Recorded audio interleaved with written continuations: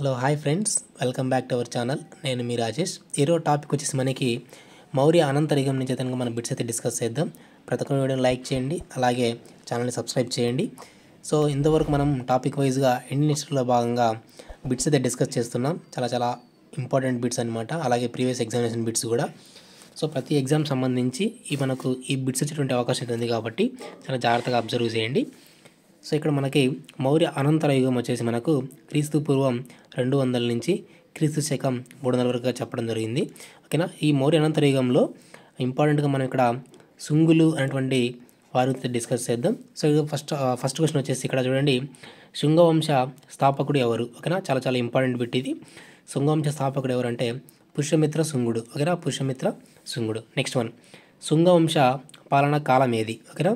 శుంగవంశం యొక్క పరిపాలన కాలం ఎంత అంటే క్రీస్తు పూర్వం 187 నుంచి మనకు 75 వరకు కూడా చెప్పడం జరుగుతుంది శుంగుల యొక్క పరిపాలన కాలాన్ని. దాదాపుగా మనకు 112 సంవత్సరాలుగా శుంగులు భారతదేశాన్ని పరిపాలించడం జరిగింది మౌర్యుల తర్వాత.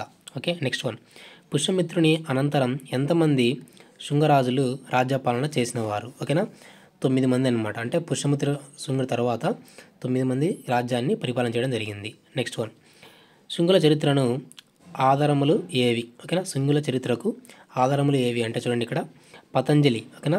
ఈ పతంజలి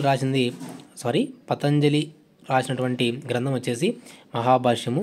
ఇది కూడా మనకు ఒక ఆధారంగా చెప్పవచ్చు. అలాగే బాణుని యొక్క హర్ష చరిత్ర, నెక్స్ట్ కాళిదాస యొక్క మాలవికాగ్నిమిత్రము, అలాగే యోగ పురాణము, దివ్యవదన. సో ఇవన్నీ కూడా మనకు శుంగుల యొక్క చరిత్రకు ఆధార గ్రంథాలు అన్నమాట. నెక్స్ట్ వన్, శుంగవంశ రాజుల మతం ఏది? ఓకేనా.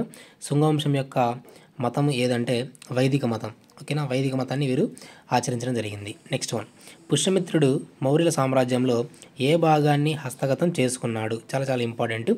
సో తూర్పు భాగాన్ని అతను హస్తగతం చేసుకోవడం జరిగింది. పుష్యమిత్రుని కుమారుడు ఎవరు? ఓకేనా. శుంగుని యొక్క కుమారుడు ఎవరు అంటే అగ్నిమిత్రుడు అనమాట. చాలా ఇంపార్టెంట్. ఓకేనా. పుష్యమిత్రుని యొక్క కుమారుడు వచ్చేసి అగ్నిమిత్రుడు. నెక్స్ట్ వన్, పుష్యమిత్రుడు అగ్నిమిత్రుని ఏ ప్రాంతంకు అధిపతిగా నియమించెను? పుష్యమిత్ర శుంగుడు రాజుగా ఉన్నప్పుడు అతని కుమారుడు అయినటువంటి అగ్నిమిత్రుని ఏ ప్రాంతంకు అధిపతిగా నియమించారంటే దిశ అనేటువంటి ప్రాంతానికి అధిపతిగా నియమించడం జరిగింది. నెక్స్ట్ వన్, విదర్భను జయించిన శుంగరాజు ఎవరు? విదర్భను జయించిన శుంగరాజు ఎవరు అంటే అగ్నిమిత్రుడు. ఓకేనా, ఇది కూడా మనకు చాలా ఇంపార్టెంట్. నెక్స్ట్ వన్, కాళిదాసు రచించిన మాలవికాగ్నిమిత్రంలో నాయకుడు ఎవరు? ఓకేనా, మాలవికాగ్నిమిత్రంలో నాయకుడు ఎవరు అంటే అగ్నిమిత్రుడు అనమాట. చాలా ఇంపార్టెంట్. నెక్స్ట్ వన్, మాలవికాగ్నిమిత్రం కథానాయకి ఎవరు? ఓకేనా, విదర్భరాజు అయిన యజ్ఞసేనుని కుమార్తె. ఓకేనా, విదర్భరాజు అయినటువంటి యజ్ఞసేనుని కుమార్తె గురించి, అలాగే అగ్నిమిత్రుడు గురించి రాసినటువంటి గ్రంథమే మాలవికాగ్నిమిత్రం. సో దీని యొక్క రచయిత ఎవరంటే కాళిదాసు. నెక్స్ట్ వన్, పుష్యమిత్ర శుంగుని మనవడు ఎవరు? పుష్యమిత్ర శుంగుని యొక్క మనవడు వచ్చేసి వసుమిత్రుడు. నెక్స్ట్ వన్, పుష్యమిత్రుని ఓడించిన మనవడు ఎవరు? వసుమిత్రుడు. ఓకేనా. నెక్స్ట్ వన్, వైదిక మతాభిమాని అయిన శుంగవంశరాజు ఎవరు? పుష్యమిత్ర శుంగుడు. ఓకేనా. ఇవన్నీ కూడా మనకు ప్రీవియస్ ఎగ్జామినేషన్ బిట్స్, అలాగే ఇంపార్టెంట్ బిట్స్ అనమాట శుంగులకు సంబంధించి. పుష్యమిత్ర శుంగుని కాలంలో ప్రసిద్ధ వైయాకరుడు ఎవరు అంటే పతంజలి అనమాట. ఓకేనా. ఇతని యొక్క కాలంలో ప్రసిద్ధమైనటువంటి వ్యక్తి, రచయితగా పేర్కొన్నటువంటి వ్యక్తి ఎవరంటే పతంజలి అనమాట. సో ఇతను మహాభాష్యం అనేటువంటి గ్రంథాన్ని రాయడం జరిగింది, గుర్తుపెట్టుకోండి. చాలా ఇంపార్టెంట్. మహాభాష్యము ఎవరు రాశారంటే పతంజలి. నెక్స్ట్ వన్, శుంగ వంశంలో చివరి రాజు ఎవరు? దేవభూతి. ఓకే, శుంగ వంశంలో చివరి రాజు వచ్చేసి మనము దేవభూతిగా చెప్పడం జరుగుతుంది. ఓకేనా. నెక్స్ట్ వచ్చేసి దేవభూతి మంత్రి ఎవరు?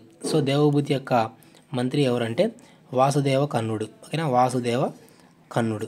నెక్స్ట్ వన్, పుష్యమిత్రుడు ఎన్ని అశ్వమేధ యాగములు చేసినవాడు?